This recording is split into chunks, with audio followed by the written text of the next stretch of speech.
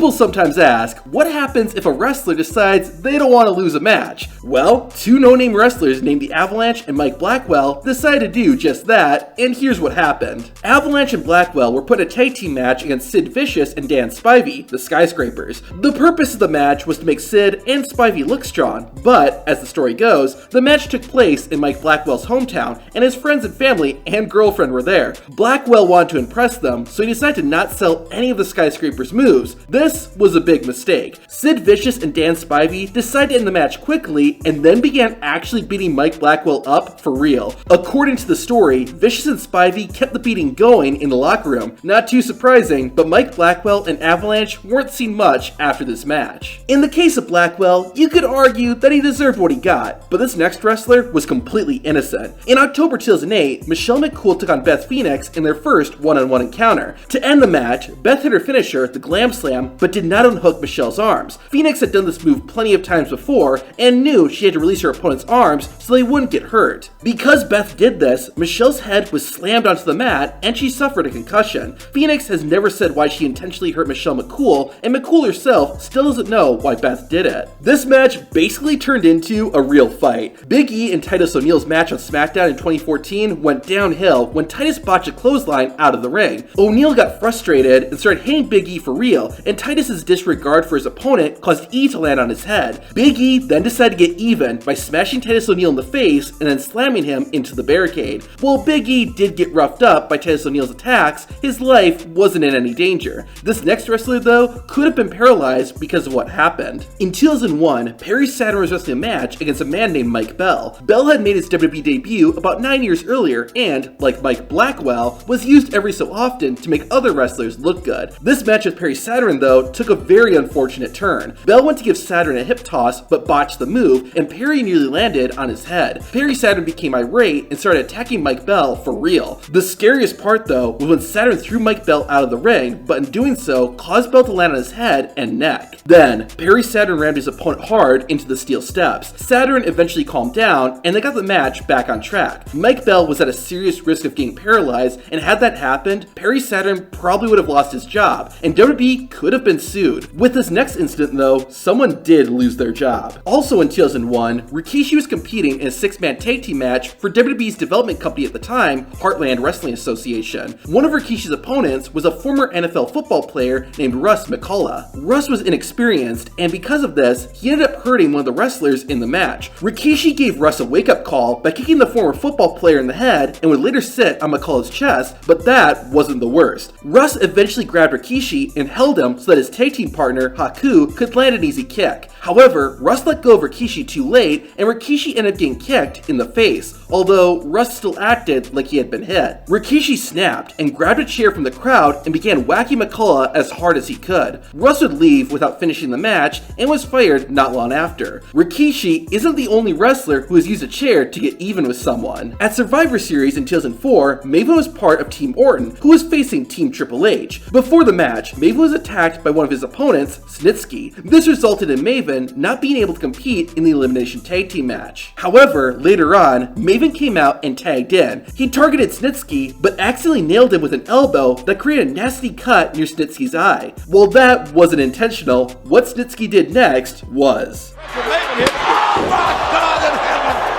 In March 1989, JBL and Ron Simmons, the APA, were set to have a tag team match against the Public Enemy, Johnny Grunge and Rocco Rock. Going into the match, all four men were cool with each other until right before they were supposed to make their entrances. According to JBL, Public Enemy told the APA they didn't want to go through a table, which is how the match was supposed to end. JBL and Simmons got upset by that and decided to teach Grunge and Rock a lesson. The match started as soon as both teams were in the ring, but instead of a tag team match, the APA just decided to beat the Public Enemy. JBL and Ron Simmons attacked Johnny Grunge and Rocco Rock with weapons and didn't let their opponents get any offense in. APA didn't hold anything back and made sure Grunge and Rock were hurting after the match was over. In case you're wondering, yes, the Public Enemy did end up going through a table. You would think a wrestler would be a bit more forgiving to someone who didn't understand the business, but that's not the case. In October 2006, Steve-O and Chris Pontius from Jackass appeared on Raw to promote their new movie. Umaga came out and beat up the two celebrities injuries, and everything went as planned. However, Steve-O didn't realize they needed to play dead after Umaga hit him with a frog splash. Umaga became frustrated and landed a real elbow on Steve-O that actually caused him to black out. Thankfully, it didn't cause any long-term injuries, and Steve-O was a good sport about it. All these moments you've seen were real, and so are all the injuries in this video. See them for yourself by hitting the icon on screen.